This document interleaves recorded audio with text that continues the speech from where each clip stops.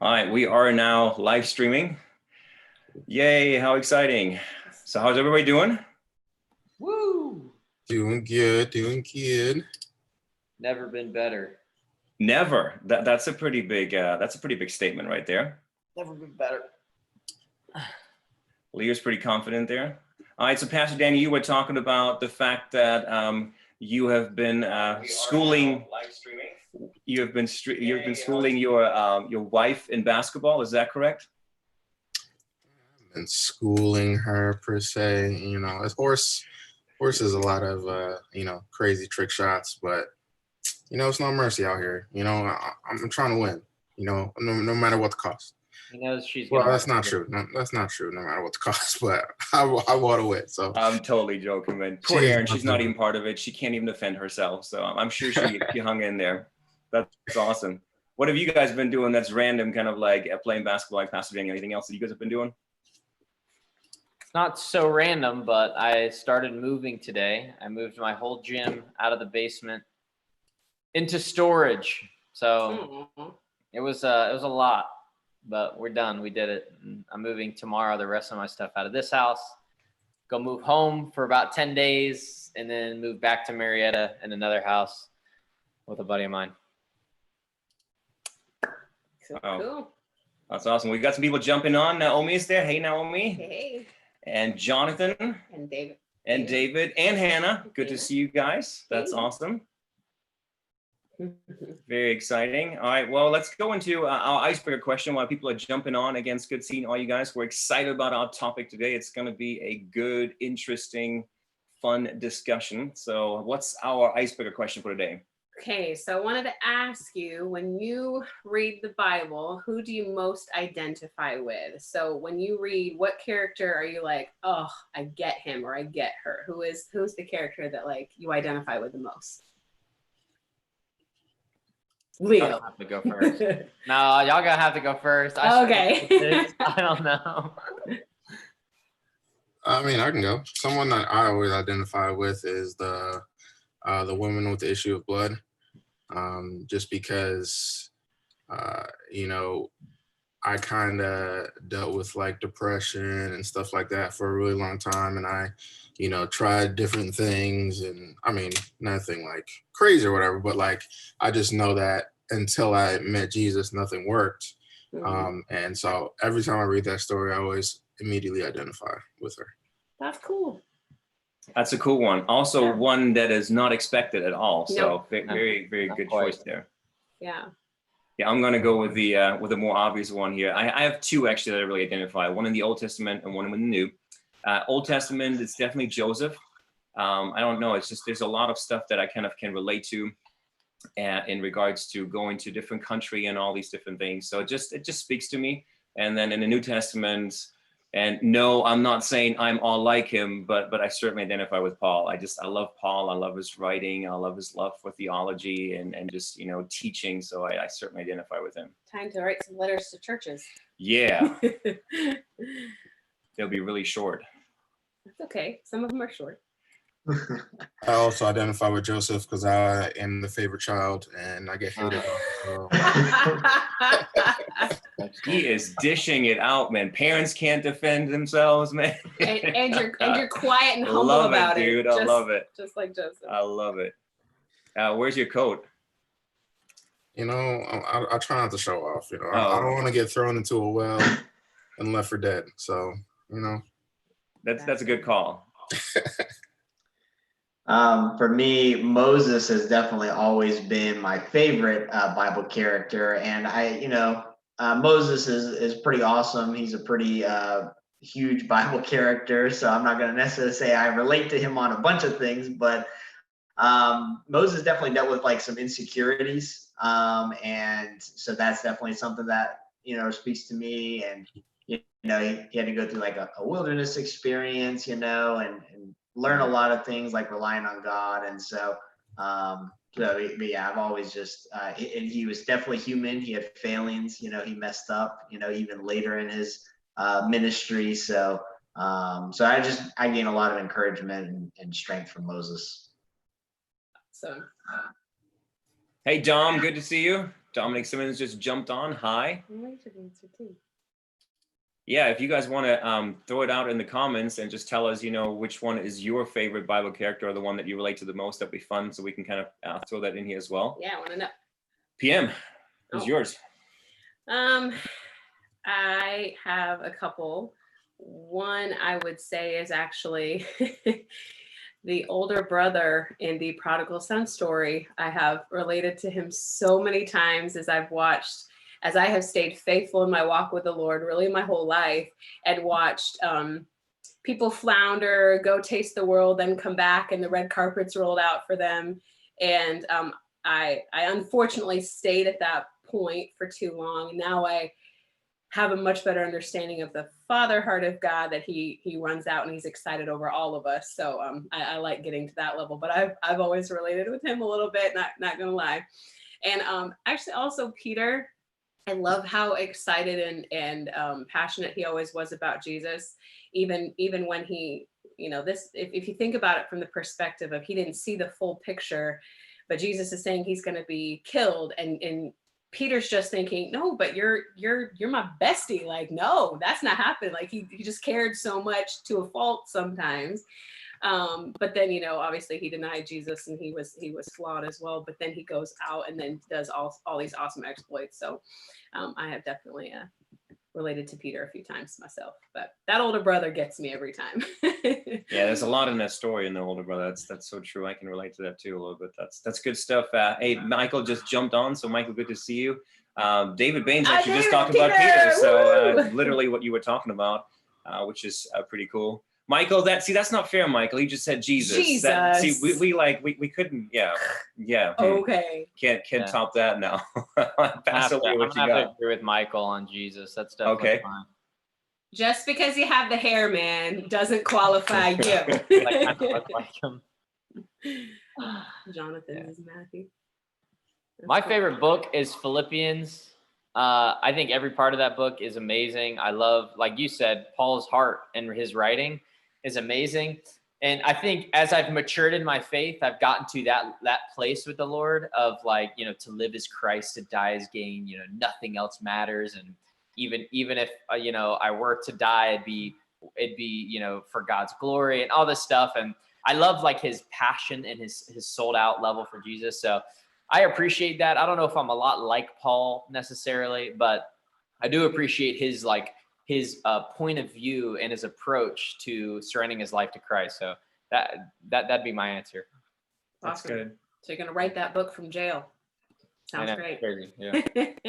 I loved Hannah. Hannah is saying Jonathan's favorite character is Matthew, and that's really cool. We were just watching The Chosen finally, Leo, and Matthew is certainly an interesting character. The way they did a good job with that. Just very different, insightful. It was really cool. So Naomi, I like yours. David, good stuff. Always want to do things to please God. Yeah.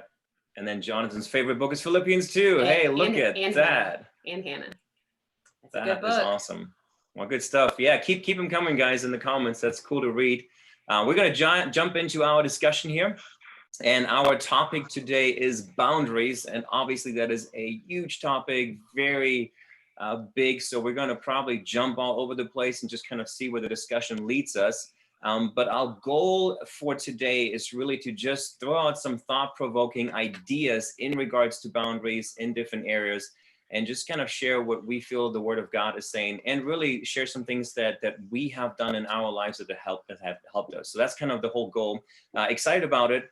So let's talk about boundaries. Let's talk about the whole idea of it and jump literally right into it. Why is having boundaries important? Important in relationships, important in gaming, important in reading things, important in your hobbies, any of the above. I would love to hear all you guys kind of comment on that. Maybe take one of them and kind of jump in. Would love to hear PD's kind of comment on why are boundaries important in gaming? What do you think? In gaming, I mean, okay, if we actually think about a game, right, it has rules, right, which is similar to what boundaries are. If you had a game that had no rules, it wouldn't be fun at all, right? It just wouldn't be fun.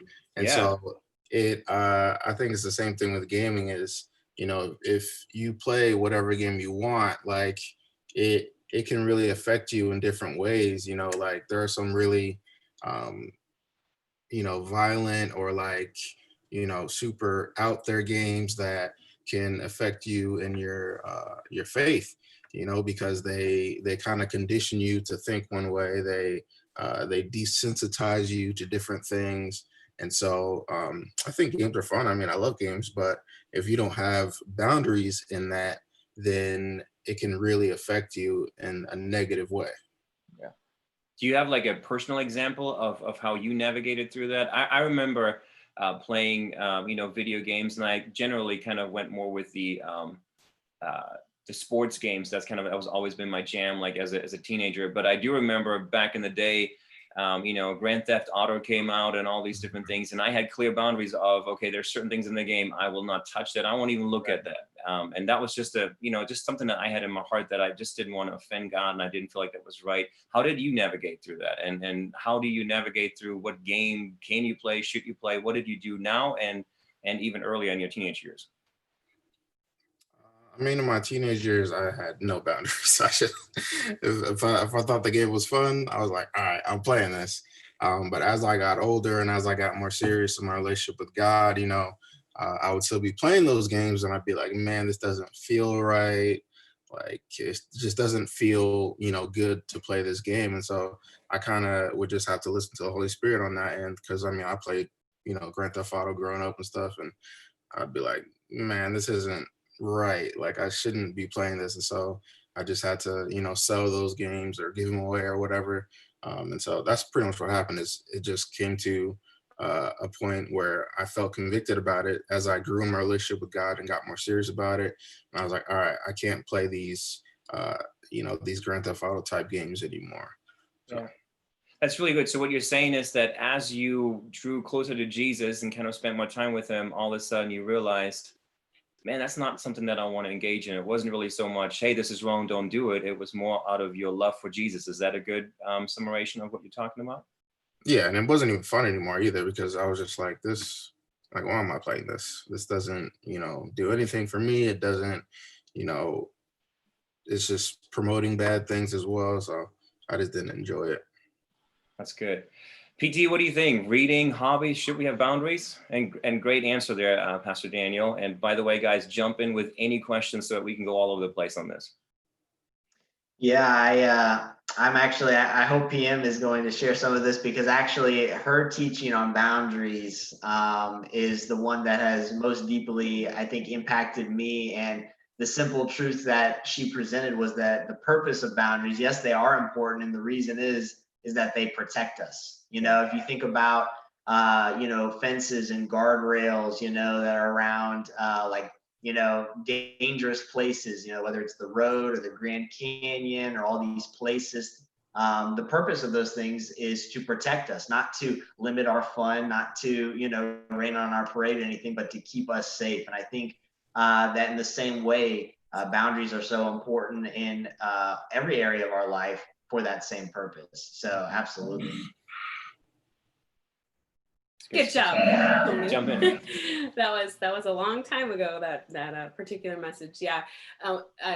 When I was speaking on it was specifically in regard to relationships, but it really does pertain to any aspect of your life, because again, I brought out a little bit of offense and said, wherever you put them, you will go all the way up to the end.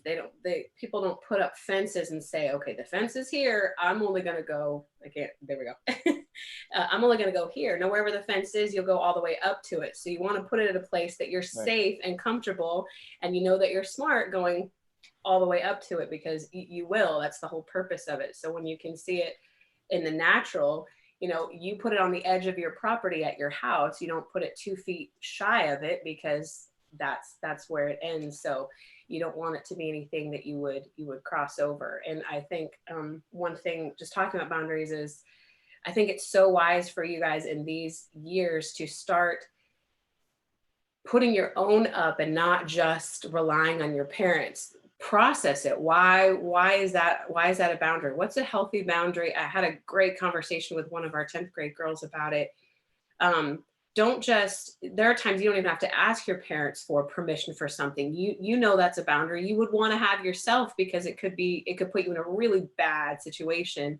So I think this is the awesome time wherever you are, if you're between 11 and 18, this is definitely the time to set your own boundaries and not just rely on what mom and dad said. What are the boundaries you want for your own life? And as we continue to talk about it, I think it'll be really good to hear the purpose of it all, but you don't want to wait till you're out of the house to finally decide, will I follow those boundaries or will I find my own? Because inevitably you probably will not do so well.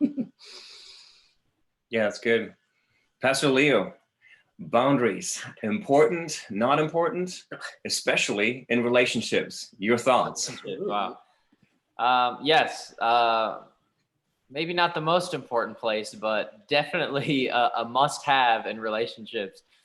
Boundaries in relationships, we're talking about the whole purpose of boundaries is to protect you, to keep you safe, right? And they also set you up well to honor the Lord better, right? Yeah. And our desire should be to honor the Lord the best ways that we possibly can, right? So if we set up boundaries in relationships, it's going to hold us accountable. It's going to remind us and keep us almost from being able to dishonor the Lord. And just a second ago, PS, you said, times that I've offended God, I think, is that how you put it?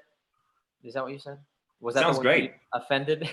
But that's true. When we are not living lives of holiness, it dishonors the Lord and it offends him. And we don't want to do anything to do that. And in relationships, dating relationships, it's really easy to slip up without boundaries. When you don't have boundaries, you can do things that you regret, do things that not only dishonor the Lord, but dishonor that person that you're with.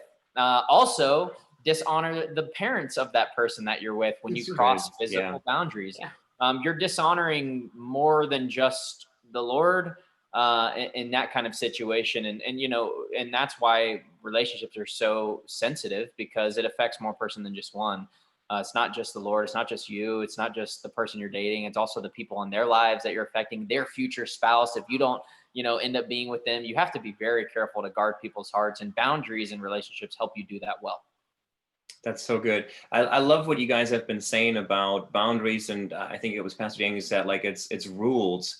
And I think boundaries, it's almost like, in a sense, there are a lot of rules when it comes to boundaries, and it's almost the same, but it's not. But for me, boundaries, and you guys all have alluded to this, it is protection. You have boundaries in place to protect yourself as well as the other person. You guys already mentioned that. That's great. For me, it's also, boundaries are there for me as a expectation of what I'm allowed to do, what is expected of me, and maybe even what I shouldn't be doing. And then lastly, for me, boundaries is something that helps me to be successful. If I have clear boundaries in place, it will then define whether I'm successful or not, which then helps me to really be more excited about things going on. And again, it goes back to the game analogy that Pastor Jane had earlier. If you have all that, then yeah, the game makes way more fun. It's way more fun when you have the expectations, and you can be successful because you actually have a goal at the end of the game. If you didn't have a goal, if there was no rules, you could just do whatever you wanted to, and there wouldn't be any consequences nor any fun or a purpose in it. So this is really good what you guys are saying. I love it. So let's take the boundaries in relationships and put it into two different categories. And I want to actually pause on one. I know, generally speaking, we always talk about the relationships, the romantic relationship one. I actually would love to hear you guys' thoughts on how important and what kind of boundaries should we put into friendships, like with, like our best friends. Are there boundaries that we should have? What do you guys think?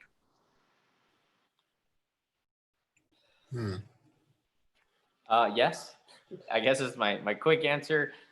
In friendships and just like other relationships like it, it's important to have boundaries. What do you have, for example, like a good kind of, and I'm not saying like, I'm talking about boundaries. Like, for example, one of the boundaries for me would be my best friend, and it's again, for me, boundaries sometimes are also expectations, is that I want them to be able to speak into my life and not like in a, just like say whatever. But if they're safe and if I trust them, then one of our boundaries is that we will be honest with one another when something bothers us. about the other person. Not like anything petty, but if it's something that is serious, then we need to talk about it. And I want my friends to have that as an expectation, a boundary in our lives. That would be something that I would throw Right. up. Yeah, and that's a communication boundary, right? Where you guys communicate well in order to clear any air and minimize tension or frustration or arguments and stuff like that, which is a great boundary. We also, you know, as innately as human beings, we have a certain capacity for helping people, you know, and for having people vent to us or us venting to other people. Like we all have certain capacities. So it's super important that we set boundaries for that. So, you know, if, you know, setting, like you're talking about communication, and communication can help this boundary as well, where if we communicate to our friends, where when we want to vent, we actually ask them if they have the capacity for it. Like, hey, I'm going through something right now. Do you have the capacity to hear me explain this to you and to help me move forward in this? And at that point, you're acknowledging that these people have a certain capacity to listen to you. And you're also respecting and honoring their time. And you're keeping your friendship safe and at a healthy distance, you know. And if you create that habit with people that you're in a relationship with, you know, they can return the favor, or you can communicate that well. Because over time, if you don't have those kinds of boundaries, relationships can just weigh on you mentally, spiritually, as you go on in these relationships, and it's just back and forth, and you just feel drained. Then you can start saying things you don't mean, and relationships go to places that are just not healthy and beneficial for either party. That's really good. That was awesome. Mm-hmm. Pastor Tony, what are your thoughts? Yeah, it's really good stuff. What both of you guys have already said, and I guess when I'm thinking about this, my mind is automatically going to like what are the type of situations where somebody would have crossed the line and that there would need to be some type of confrontation, you know? So, because at that point I would know, okay, a boundary has been crossed. Yeah. And so for me, I think definitely something that I've run into in the past was where, you know, if the friendship is, I guess, for lack of a better term, like a taker, you know, if they're constantly draining you, constantly making it about themselves, expecting more of you, even going so far as to like put unrealistic expectations on me, you know, that type of situation. Those are all very much for me were red flags, and ultimately, you know, I had to create space in that relationship, you know, ultimately go separate ways. So those are some things that come to my mind. Yeah, that's good. And I think something to understand when it comes to friendship is that every friendship will go through some time in that friendship where you will have to set some boundaries. I think that's, I mean, like as all of us that are married here, we have boundaries that we set with one another, even when it comes to, like, you had a great point, Leo, about venting. Yeah. Even in marriage, that's something that you have to really kind of navigate through and say, okay, what is good right now, and how do we do this? So I think that's something that we need to like understand. Boundaries are good, and boundaries can be healthy, but you set these boundaries not to be mean. You set them out of love. That's really the biggest thing. God's boundaries, for example, every one of them in our lives, they are set in place for us out of love, not out of, I want you to not have fun, I don't want you to do this. It is out of, I want to protect you, I want to make you a success, and I'm doing this because I love and I care for you. And I think if we set boundaries that way, then boundaries are really, really awesome and powerful. So PM, any thoughts? I was just thinking about how important it is for us to solidify our own personal boundaries, because that's what I take into friendships. Thinking from my teenage years in particular, if I had a strong boundary. I hate gossip because I really care about people and their feelings. So when someone would, I shut it down quickly in my own heart. So when somebody comes to like vent to me, it was a personal boundary I had that I would say, ooh, I understand there's pain there, and I feel that for you, but I just don't want to talk about that person. So that was just a personal boundary. And I don't think you could bring that into a friendship or a relationship on any level if you don't have that personally first. So for me, it was setting those personally, because, and one of the ways I don't know that I identify with Paul, but when he says, follow me as I follow Christ, I've always felt that in a positive way, like just the perspective, like as a Christian, that I want to be able to say that. Not that I'm perfect by any stretch of the imagination, but I don't want to be a stumbling block to people. So if I can say, hey, follow me as I follow Christ, and my personal boundaries of I'm not going to watch this. So I had so many awkward times as a teenager where I'd be over at friend's house and they'd be like, hey, let's go watch this movie. And I wasn't the person that got up on my soapbox. This is not a good godly movie. I just kind of found my way leaving. I just kind of was like, hey, I'm going to head out now. I didn't like cause some scene, but again, it's not a relationship, a friendship boundary I could have if I didn't just have it personally. Okay, there's a lot of junk in this. I'm not trying to call you out, even though, maybe I should know. But it was just my own personal thing that I'm like, I don't feel like that honors the Lord in watching that. So I'm just going to leave without making some big hullabaloo. But again, so it's bringing my personal boundaries into the friendship boundaries. That was kind of my intentionality. It still is, but it did start somewhere in my teenage years, as I realized you have to have your own brain when you're hanging out with friends, because they might get you to try to do all the dumbest things in the world, and they will try to get you to do some of the dumbest things in the world. So what are you going to do about it? I love that, though. I love that you're saying that personal boundaries come before even setting other people's or other friendship boundaries. So having them yourself, that is such a good point. And having that, so it's awesome. I love what Schnibble says. Who was that again? Camille. I know. I thought it was. Hi, Camille. She was saying that asking for permission to give advice is important too, and I love that we have that at Liberty. The whole idea of art, and I think in a friendship it's the same thing. Even in a marriage, you have to sometimes say, "Hey, do you want advice?" I think it's really important because it honors the other person, and for me, honor is like really important. So it goes with everything. That's really good. Pastor Daniel, I think you were the last one.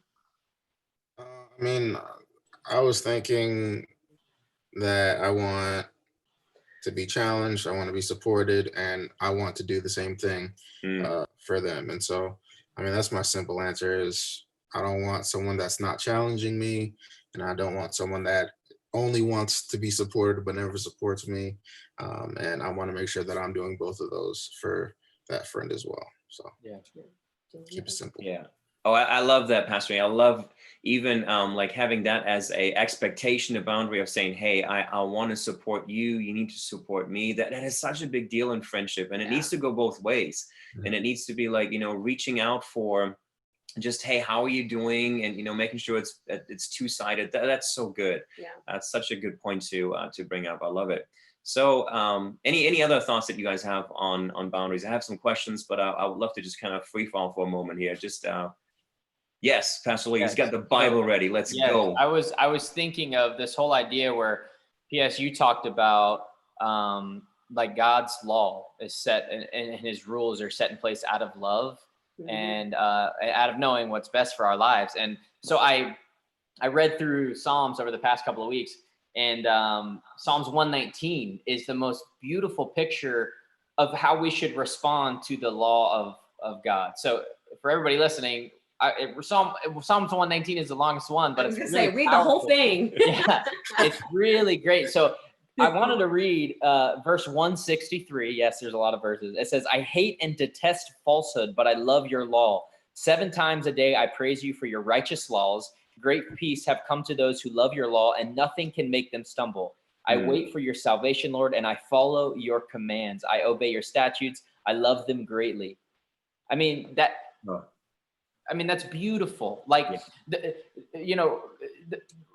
a heart like that knows the purpose and the power of boundaries, of laws, of following the commands of God, of living a life of holiness, because it frees you and enables you. I mean, so boundaries and things that help us honor the Lord better and live lives of holiness should excite us, should empower us, should motivate us, and should be something that we love to do, something that it's non-negotiable. So read through Psalms 119 to give you a new kind of look at this whole idea of laws and boundaries and rules, and the negative connotation we have on it is not what the Bible's talking about when it brings up laws and commands of God.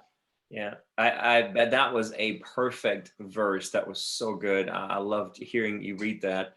And it's true, man, when we have that, like, I love how the psalmist says, I love your laws. That is awesome.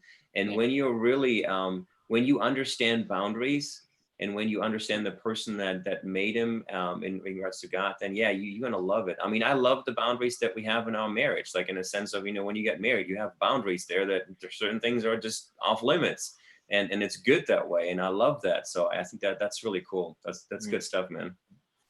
After reading 119, I went back and titled it "Love the Law." It's all colored. I love that. I love that chapter of Psalms. Yeah. It's cool. That's awesome. For me, I like, Pastor Tony knows I love this verse in Proverbs 27:6. Wounds from a friend can be trusted, but the enemy multiplies kisses. I think if your friends are not challenging you, they're not, giving you at least some pushback, then there's something wrong, because I see so many people who, with their friends, they just supporting is great, right? But when your friend is either wrong or maybe they're not good at something, but you still kind of give them the illusion of it, it can really mess them up. Like if you tell your friend you're a great singer, right, and they go on American Idol and they make a fool of themselves in front of millions of people, like that's your fault because you told them they were a good singer, right? And so I know it's uncomfortable or whatever, but like I think it's so important to get uncomfortable with our friends, to be like, hey, I need to tell you this, that you're not a good singer, or hey, you talk about yourself all the time. Why don't you, do you notice that? Like it's good to challenge each other, because if not, then we're not sharpening each other, right? Iron sharpens iron. Yeah. If you're not challenging each other, you're not sharpening each other. And so I think that's super important. Yeah, I like that verse too, and it's, we just kind of came across the last couple of days. That's such a good verse in regards to that, and it's true, and understanding too that your friends, if they're truly friends, will wound you, and I think that's not what we want to hear. We sometimes think of friendship as, everything is going to be perfect. They're always going to agree with me. We're going to have the best of times, but when you have real friendship, there'll be times, and I've had that with some of my friends, where I was ticked at them because they said something to me, to the point where, like I didn't even want to talk for like a day or two because I was just frustrated with what was brought up. But again, wounds of a friend can be trusted. So have you guys, like, is that something that you guys totally agree with and have seen in your own life, that, and how do you do it with other people? Like, how do you do that in the sense of, if you see something, how do you actually tell your friend? Yeah, grace and love and patience, humility also, removing self-righteousness. Those are all super important. Yeah. Just Yeah. go for it. I've always Go for it. Go for it. go for it. But I will say, from a little bit more sensitive perspective, sometimes there are people that are they just want to bring correction all the time. And sometimes, your friendship level's not there. And I've had multiple wounds from friends. I'm like, wow, you so didn't know my heart that you would even say that, because they brought too much too often, and you're just, so I think you want to be careful on it. And the biggest thing to me, and I think this is one of my biggest like life goals, the scripture verse that talks about speaking the truth in love. Because it's so important to have both. And that's where we get off balance with, in any way. You see the people speaking truth and they're out there picketing and yelling at people and throwing stuff, just being ugly because they're speaking truth potentially, but it's so encased in judgment and ugly that nobody could hear it anyway. And then you have the other people, love is love is love, and there's no truth there. So Right, yeah. I think when you can speak truth into your friend's life, but it's not just well, you need to change this because you do this. How about, wow, you're such an amazing friend. I love hanging out with you. Would you mind if I brought up one little thing that kind of rubs me funny? It's like you're giving them truth. You're sharing something that can be an insight, but you're encasing it in so much love. How could it not be trusted? That is a wound from a friend that I would consider as trustworthy, instead of like, well, let me just tell you what you need to fix. Nobody responds to that well. Why would you give it that way? Yeah, that's true. Yeah, I think the timing that comes in with that, what you're saying too, the timing is really important. Yeah. When you do it, there's a good time and there's lots of bad times. The way that you do it, asking, you know, like, hey, may I think that is so good. And I've also noticed, and we do this too, you know, sometimes you have 3, 4, 5 things that you want to address potentially. And you have to figure out that it's not worth doing 5 of them because you are basically stabbing them every single time you're bringing something up. Pick the one that is really the one that's important and the one that really bothers you or that you feel like would help them, and then do it in the right way. Would you guys agree with that? Yeah. Not to mention, we should, like, if we constantly find ourselves having 5 things against our friends, like we should probably check our own hearts, you know? Right. Yes. And I think we should always lead a life where we're checking our heart, when we're going to the Lord and we're saying, Lord, what first can I change? You know, what first can I do better in this relationship in order to honor this person, in order to honor you? And then once the Lord has like revealed those things to you and you've made an effort to change those, then you might have some space, you know, to approach some of the other things that you feel like might need to be said. Yeah, I think that's so true, because sometimes I see things in other people that I'm dealing with myself. And so turning it around, I think is super important and a big deal. Yeah. Yeah. Most of the times that I see pride, for example, in other people, I'm like, oh, it's because I totally relate.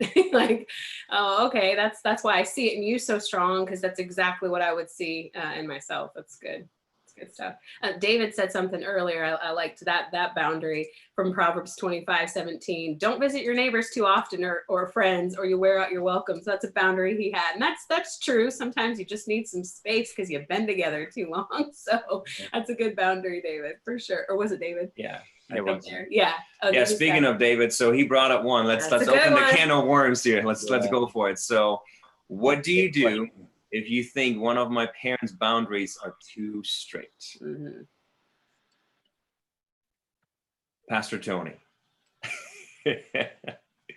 Yeah, I think in an ideal scenario, and I know that David has fantastic parents, so I imagine that this wouldn't be a problem. But if you have parents who are willing to like hear your heart, you know, I would go to them, you know, in a gracious way and say, you know, Mom, Dad, you know, here, may I, you know, share my heart, you know, on this rule that we currently have. And if they give you that platform, you know, then you have an opportunity to dialogue about it. You know, that would be, I think, step number 1 after you, I guess, you know, really, you know, prayed and searched your own heart first, you know, is always a good preparation. And then you go to your parents and you talk to them, and you need to be prepared that it may not change, you know? And so obviously if it changes, then you kind of got what you were hoping for. But if it doesn't change, then I think that's where, you know, scripture talks about honoring your parents, submitting to your parents, obeying your parents, you know, and all those things come to the forefront. And as long as you're under their roof, you are under their authority. And, you know, they speak in essence for God. Obviously, we're, you know, if they're being strict on the side of godliness, obviously if your parents are telling you something to do that contradicts the word of God, then the word of God wins, you know. But again, we're talking to Mr. Baines here, and, you know, we're assuming godly parents here, godly rules. So if it's on the stricter side, then I think that's something you would just have to submit to, as long as you're living under their roof. Yep. Yeah, I love what you're saying. I think my first response is always, and I did this too, with my parents for the most part, and there were certainly times where I did not honor my parents, but I always want to honor when I can. And I love what you said about going and talking. Sometimes, and I'm going to talk as a parent here, because we've had these conversations even with our kids before, of strictness and rules. And if I'm totally honest, as a parent, sometimes you need your son or your daughter to come to you and say, hey, Mom and Dad, can you help me understand why we have this rule? And it will do a couple of things. It will help the teenager or the young tween to understand why the rule is in place, but it will also allow the parents to actually check themselves. Because sometimes, if I'm totally honest with you, and again, teenagers, just hear me on this, like we sometimes make rules because we want to protect, but they're not completely thought through sometimes. Yeah. And sometimes, and that sounds terrible, but you know, like sometimes you just have to have the person ask you the question of, okay, so why do we do that? and then the person can look through it. So I'm not saying that's always the case, but there's certainly sometimes, and sometimes we have rules because our parents had those rules for us. And so we just kind of take them and make them our rules. And then you go back and you're like, I have no clue why I have this rule. It's the whole story of, which I'm sure you guys have heard, with the turkey in the oven. Have you guys heard that story? How, they had this turkey and they always cut off the head. And at one point the kid asked the mom, like, Mom, why are we cutting off the head of the turkey and the back of the turkey? Like why is that? Why do we always do that? And the short end of the story is she went back to mom. Mom didn't know, went back to grandma. Grandma said, well, we did it because our oven was so small, and that's why we had to cut off both ends. And so it just kind of kept going. I think with boundaries, sometimes I didn't know why. It was something that was done. Sometimes we have boundaries because we've heard other people have these boundaries. So that's kind of the whole idea there. So I think asking parents, I love what you said, Pastor Tony, and saying, hey, can we have this conversation? Brilliant. Yeah. And I think every parent, our heart is for teenagers. We will say, yeah, let's talk this through. So I think it's all in the approach. I think that's what I'm hearing you say, Pastor Tony. I think that's brilliant. Yeah. Yeah, that's good, P.S. Help me understand. Magical phrase. Oh, come on. Now that phrase that's golden right there. Yeah, awesome. So question. So who's responsible for boundaries in our lives? That's a great one. Yeah. Well, we're talking about parents, right? And really they are, as long as you're under their roof. And I love the conversation of parents because, you read it all over Proverbs. A wise son heeds his father's instruction, and it's like, it's all over Proverbs. Phrases like that, where it's like, honor your parents, listen to what your parents have to say, follow their instructions, so it's clearly a biblical command. So for me, that's enough. And I'm 25, I live on my own, and I still pray to honor my parents. I still ask my parents, how can I honor you guys? I still make decisions, but I call my mom and I'm like, Mom, what do you think about this decision? Is this a wise decision? And if my mom thinks it's a bad idea, although she doesn't say, don't do that, if she thinks it's a bad idea, I seriously weigh that over my decision. Mm-hmm. So even at 25, I'm carefully, and I know, like, Tony, you were saying, if your parents are open to dialogue, that's great, approach them humbly. But if some kids' parents aren't, and you're not going to like this if that's you, but it doesn't matter. If they're not asking you to act outside of God's command, you are to honor your parents. And right now in life, it is your parents' responsibility, but you have to learn, like we're talking about, to understand the importance of these boundaries, no matter how strict they are, their heart behind it at least, and the importance of following God's law. Because then once you leave your parents' house, even though I still think you should honor your parents, even when you do leave your parents' house, then it is your responsibility to set up boundaries about your diet, about the time you go to bed, how much you do this or that. So at that point, you want to, when you do have that freedom, you want to know the importance of why your parents did it, and you want to know how to do it so that you can set yourself up for, success and a healthy lifestyle. Mm-hmm. Yeah. It's good. So let me twist that into even like more of an interesting question here, because that's really good. I love your parents are responsible boundaries. When do you become responsible for your own boundaries? And I think I want to preface it by saying this. I think it's a gradual incline in your life, but when does it start? Because right now, my 8-year-old is not going to set boundaries in his life. That is my job as a parent. Right. But my 10-year-old, my 11-year, when she turns 11, 12, 13, there will come a time where I will expect her to put some boundaries in place. So talk about that with me. What do you guys think, and how does that work, and how did you guys do it? I think that preteen and teenager age is the kind of the time where you have to decide, am I going to follow these boundaries that are being set for me? Because even though our parents set boundaries, we come to a point where we can get around them, we can disobey them without them ever knowing. And so you kind of have that decision for yourself to be like, all right, am I going to follow these boundaries? Because I know when I was that age, I didn't follow all the boundaries. I would fudge on some or try to get around some. And so when you're around that age, you really have to decide if you're gonna follow them, and then also set boundaries yourselves. Because a lot of times parents, maybe there's technology and stuff they don't know about. Well, you have to set those boundaries for yourself to be like, all right, I'm not gonna get involved in this. I'm not gonna get involved in this. All my friends are doing this. All right, I'm not gonna do that. And maybe your parents don't even think about that. So I think in that preteen to teenager age, you kind of have to start making those decisions of, am I actually going to follow this? I know my parents say this, but what am I going to do? Because you have a lot more autonomy in that age to kind of make your own decisions because you can kind of, I know parents may not want to hear this, but teenagers know how to get around stuff. And so you have to make that decision of, am I going to, follow my faith? Am I going to make these decisions, based on what the Bible and what Jesus says, or am I just going to do what I want to do? Really good.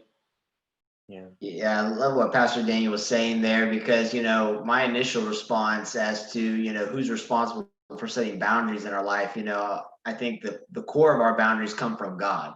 But I love what Pastor Daniel was saying there, that it is up to us to own those boundaries. God has set certain things in place in his word, saying, do these things, don't do these things. But it's up to us to say, okay, I'm going to cooperate with it. I'm going to own that in my life and set up boundaries accordingly, so that I follow that through. And so I think that's right on what Pastor Daniel was saying, because ultimately, and then teenagers, like being an adult, I think a key criteria of being an adult is this: setting your own boundaries, putting those in place in your life. And so teenagers they crave adulthood. They want the freedom of being an adult. And so this is a huge counterbalance to that. Is part of the responsibility of being an adult, when you are no longer managed by your parents, like Pastor Leo was saying, because absolutely they set boundaries right now, and that is huge in your life.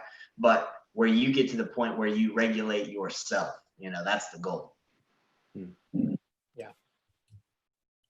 Ooh, that's good. I get emotional talking about this. Seriously. If we only love the law like the word talks about, I think it would change our perspective of every boundary in our life, of every relationship in our life, especially with our parents, how beautiful those relationships are with our parents. And I think of like how much I wish I could go back in time and honor my parents even harder, and like spend even more time in the word with them, and I know most people might be listening to this and rolling their eyes like, yeah, you don't know my parents.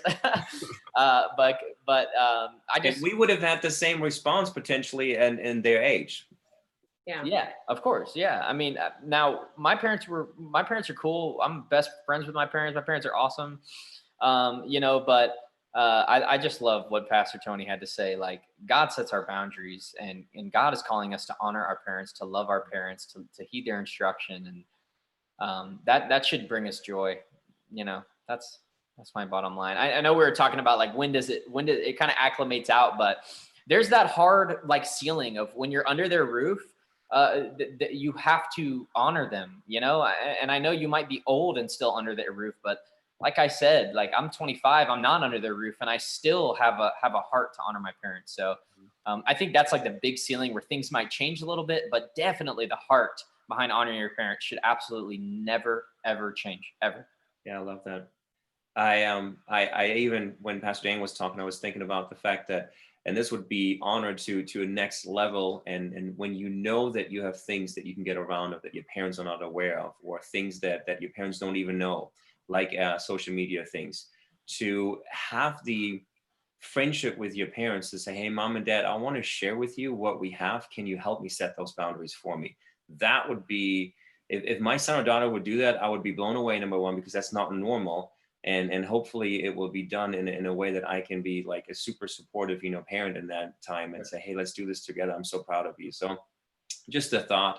I know it's probably not what we want to do. It's counterintuitive to what you want to do because you want to hide it.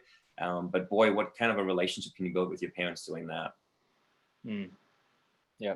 And still your parents are the ones that love you the most, and they want the best for you. Nobody else comes close. Right. And, I'm so aware that some parents are like sometimes hard to deal with. For some of the students and stories I've heard, it's like, it does sound frustrating and maybe even unfair on some level. But every opportunity that's a challenge is just more opportunity to honor the Lord even better. You know, like it's easy for people to honor the Lord and honor their parents when it's easy, right? But when it's difficult and you still do it, you've gained even more reward and even more honor in God's eyes, you know? So like, if it is difficult, press through and know that honoring the Lord is so worth it. That's actually what I was thinking earlier. So a lot of times we get stuck on this is what I'm supposed to do, my boundaries from my parents or rules or from the Lord. And like you said, the love for the law, it's those rich roots that it's so much deeper than just this surface level of do's and don'ts and what I should do and what I shouldn't do. It's that deep love for Jesus that, he's keeping you from the dumbest things, ruining your life, ruining your reputation. And then you get up there to the roots and to the branch. And even like what you guys all of you guys have touched on is God ultimately gives our boundaries, but then also, our parents. And sometimes we have to just follow them because they're our parents. And I was that kid that could not have altered my parents' boundaries. It wasn't happening. Right. And I will tell you what, I watched my older brother push them all and kind of make some not so great decisions. And I chose that I was going to follow those boundaries, no matter how astronomically out there they were. And I know sometimes he said, well, we'll just do it. We'll just do it. Let me tell you that God honors that. Yes, and it's not just oh, yay, good job. I have been blessed so much from honoring those. He has brought favor into my life and husband and all of these things because I honored even those outlandish strict boundaries. So yes, when they're a little strict, and don't forget, guys, I know it feels like so long. You don't live there forever. Okay. It may feel like, as I remember my parents telling me, you're not dating until you're old enough to get married. And that's 18 and I'm 12 or something. And they're telling me this. And I thought that's crazy. But if you think about it, it's 6 years and that sounds so long, but it's like, that's so far removed now. You don't live there forever. You're at this point now, if you're listening, that you're at least 11. So you're talking 7 years max, it's just not that long to honor them and know that it's not just because I'm supposed to, it's because God blesses that. Yes. He blesses your heart and he rewards you for your heart being right, even when you have to honor and follow boundaries and rules set up that might just be too strict. You'll learn something from them and you'll grow. But even beyond that, God will bless you more than you can imagine and a whole lot more than if you find your ways around those boundaries. Then you get to pay some consequences. When you follow them, God will bless you mightily. And I'm telling you as living proof for sure. Yeah, that's so good. I love that God does always honor when we honor other people. That's right on. It's interesting how boundaries turned into honor as a discussion. That's because when we have boundaries and when we follow them, we do honor the people above us. So that's a very interesting point. Man, there's so much more that we can talk about. Like why is setting boundaries so hard? What are boundaries for? What's the benefits? There's so much more. But we're running out of time. So let me do this. Let me just give each of you guys, including myself, 30 seconds to throw out anything that you want in regards to boundaries, and then we'll have Pastor Danny close it out in prayer. So starting with Pastor Leo, and then we'll go from there. Yeah. So a big thought that I had, with this topic was how do we set boundaries at work, that are successful? Because I know, like Pastor Daniel was talking about, it's easy to break them. It's easy to go around them. And, I have 3 thoughts. One is don't condemn yourself when you break boundaries. Some boundaries are not sinful boundaries, right? And they're keeping you from things that aren't necessarily sinful, but it keeps you accountable to live a healthy lifestyle. When you break those boundaries, just go to the Lord. If repentance is necessary, do it, and ask the Lord to continue to mold you and change you. And then the other 2 things in order to set boundaries at work are, one, accountability. Have accountability in your life where people are want the same thing you want, and they want to encourage you, and they're good at it. They're good at keeping you accountable. And then the third thing is just a desire for change. And Pastor Daniel talked about that earlier. We have to really, and so did Pastor Tony, we've all been talking about it. We have to really want to see God bring change in our life. And we have to know the importance and see the importance of God's blessing, of God's rewards, of the Holy Spirit in our life. And once we really know that truly and believe that, then it's a lot easier to follow boundaries that work because it's worth it. That's good. Pastor Tony. Like you said, there's a lot that could be said. I guess one nugget I just want to shoot out there for everyone listening: you're in summertime, you have ample time on your hands. So regarding what are the boundaries that you should have in place, for media, quick thoughts on that. I would say a general guide as to what's appropriate to engage with and watch. Of course, we filter through the Bible. And then I would say anything in my life, I try to avoid media that glorifies sin. All right. So for example, a quick example of the Big Bang Theory, I saw several different clips on YouTube and I was enjoying it. There was humor in it, but I had to stop because one of the things that kept coming up was that they were glorifying sexual immorality, sleeping around, having sex before marriage. And so that was a big no. So I was like, I can't, it hurt my heart because I was like, this is glorifying sin. So I had to cut that out. And then the other thing I would and this is just me talking, but if you're looking for if you're like a C and you like specifics, I think 2 hours a day per media type is a general, during summertime, is a good limit. Now do whatever your parents tell you, of course, but I'm thinking 2 hours on video games, that is a good cap. In a day, you more than that, it's just becoming too much in my opinion. And I think 1 hour on social media for the day is quite sufficient. But those are just my Pastor Tony's thoughts. That's good. No, I love it. I love you giving thoughts on time too. And man, we do have more time in the summer, so this is good. I appreciate that. Yeah. PM? Really, I think what I said about just knowing that the Lord will bless you in those is probably the biggest key to me. But I think just a healthy boundary, even in this season that we are, whatever you spend the most time with, you become like. So whatever that means, just be aware of that. When you spend 4 hours binging on a show, you really do start to adapt some of those mentalities, picking up nuances, but bigger than that you don't even see going on behind the surfaces. Whatever sin or whatever they might be pushing, suddenly you're like, oh, well, that must not be that big of a deal. You become like who you spend the most time with, which I know I talked about in the friendship series. So whatever that means, if it's music that you listen to, is it something you want to become like? That's a really good boundary in this, especially in this season of not being together with people as much.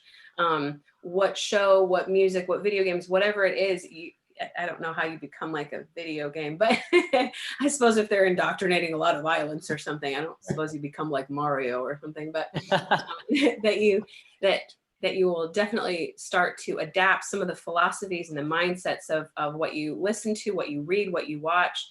So is that something you want to be like? So don't forget that importance of your time with Jesus, because that's where you see that his law is awesome and that you fall in love with it. Not when you spend 6 hours binging on shows and you spend 2 minutes flipping through the word. You're just not going to fall in love with that, be able to say that his law is your delight. So who do you want to become like? That's who you spend your time with. Have some boundaries that relate to that for you. Great. PD closes out. I'm good. I would just say for my people who have really strict parents, because my parents were super strict, just kind of give your parents grace.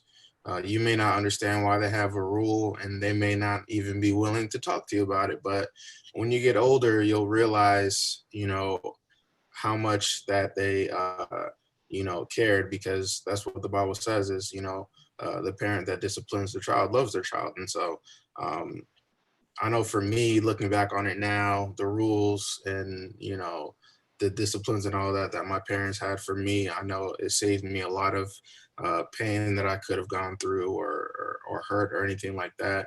And so looking back on it now, I appreciate my parents, and I love my parents so much for, setting those boundaries for me. So yeah, that's what I would say. That's awesome. Yep. Man, you guys are amazing. Great feedback from you guys. We love you guys so much, all of our amazing students. I hope this was somewhat helpful to you guys. I love the questions that you guys were throwing in there. And boundaries is a topic that we could spend weeks on, and hopefully we gave you a couple of thoughts that will help you. I think there was some really good nuggets in here. So we love you guys so much. We look forward to coming back next week. Next week, we will have one of our camp speakers, I believe, with us. So we'll tell you guys all about that. So check it out on our social media. We'll let you guys know. But until then, I guess we'll see you guys next week. Love you guys. Bye. Bye.